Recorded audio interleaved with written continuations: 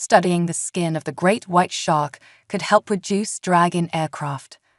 High-ridged dentricles reduce drag at low speeds. Alternating ridges do so at high speeds.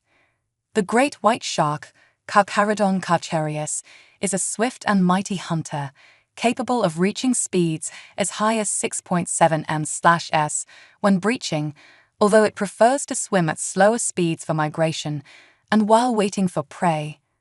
A team of Japanese researchers has studied the structure of the great white's skin to learn more about how these creatures adapt so well to a wide range of speeds. Their findings could lead to more efficient aircraft and boats with greatly reduced drag, according to a recent paper published in the Journal of the Royal Society Interface.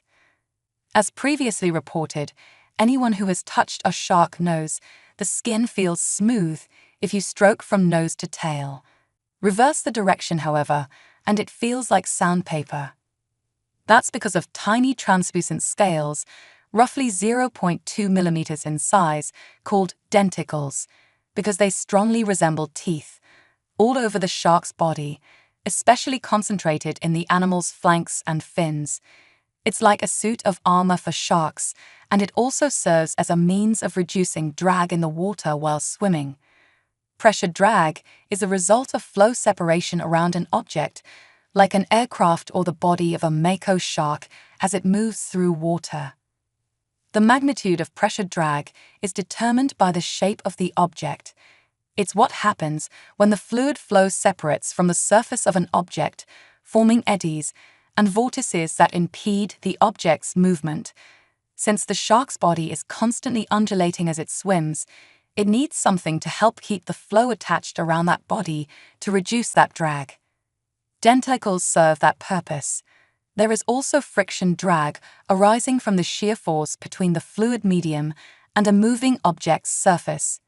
Basically, when an object moves through a fluid, like air or water, the fluid closest to the object's surface, known as the boundary layer, gets dragged along with it, exerting a force on the object opposite to the direction of motion.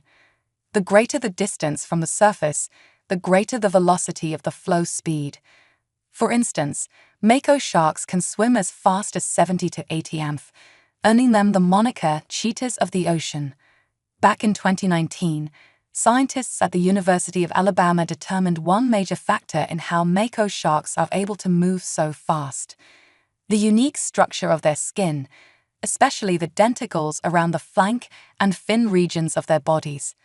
Mako sharks have evolved a distinct passive bristling aspect on some of their scales to swim faster. Near regions like the nose, the scales aren't especially flexible, more like molars embedded in the skin. But near the flanks and fins, the scales are much more flexible. That has a profound effect on the degree of pressure drag the mako shark encounters as it swims.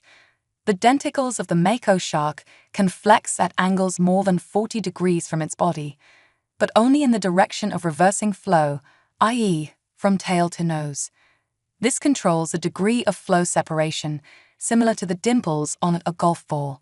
The dimpling or scales, in the case of the mako shark, help maintain attached flow around the body, reducing the size of the wake. The authors of this latest paper focused on how the great white shark's denticles might reduce friction drag.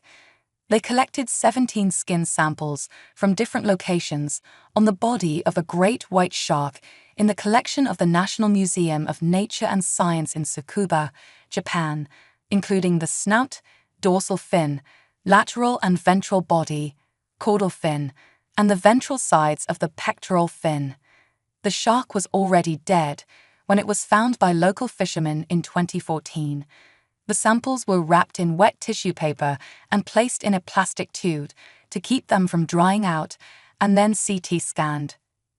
Prior studies had shown that denticle ridges reduced friction drag by lifting turbulence vortices away from the shark's skin surface, and such vortices are larger and further away from the skin at slower speeds, shrinking as the shark swims faster. So the spacing and height of those ridges would be crucial to how the shark's body interacts with those vortices, and how those aspects influence drag reduction across different speeds. The CT scanning data was used to create 3D surface models of denticles using CAD software, so the researchers could measure ridge spacing and height. The team next ran multiple fluid dynamics calculations to estimate the swimming speed at which the ridges on the different ventricles would reduce speed. Our calculations suggest that the combination of high and low ridges of the denticles results from adapting to both slow and high swimming speeds, thereby offering robustness to various swimming conditions, said co-author Hiroto Tanaka of the Tokyo Institute of Technology in Japan.